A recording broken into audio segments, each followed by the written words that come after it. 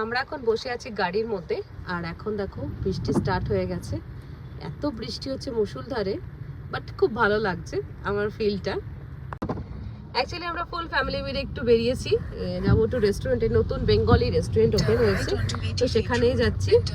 আর এই সোদপুরের, আমাদের সোদপুরে বাড়ির ওখানে যেটা যাই আমরা একদম পপুলার, সেটাই নাম হচ্ছে ভূতের রাজা দিল। ভূতের রাজা দিল বর।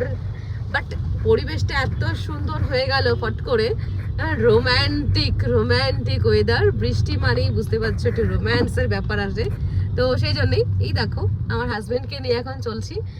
হাজবেন্ড এখন ড্রাইভ করছে, এখন ড্রাইভ করার সময় ও একটু কেয়ারফুল ভাবে চলে। আর আমরা এটা এসেছি কোরমঙ্গলা, ব্যাঙ্গালোর কোরমঙ্গলাতে এটা হয়েছে। তো শুনেছিলাম অনেকদিন আগে, ভিডিও দেখেছিলাম অনেকে, তাই ভাবলাম চলো আজকে একটু এক্সপেরিমেন্ট করে আসি এখানে খাবারটা কেমন। কলকাতার খাবারগুলো তো খুব সুন্দর ছিল, আমরা গিয়েছিলাম। আর আজকে ডুগ্গুকে খাইয়ে দাইয়ে এনেছি, তো চলো যাওয়া যাক। ভূতের রাজা দিল বর। বাবা কোথায় যাচ্ছি আমরা? রেস্টুরেন্ট। দ্য নেম ইজ ভূতের রাজা দিল বর। চলো যাওয়া যাক। কোরমঙ্গলের রাস্তাগুলো দেখো, পুরো দুপাশে গাছ, একটু ঠান্ডা ঠান্ডা পরিবেশ, আমার খুব ভালো লাগে। এখানে প্রচুর বাঙালিরা থাকে কোরমঙ্গলা, বেসিক্যালি ব্যাঙ্গালোরের। হ্যাঁ, আর ভালো দুর্গাপুজো হয়, তো এবার আসার খুব ইচ্ছা আছে, দেখা যাক কি হয়।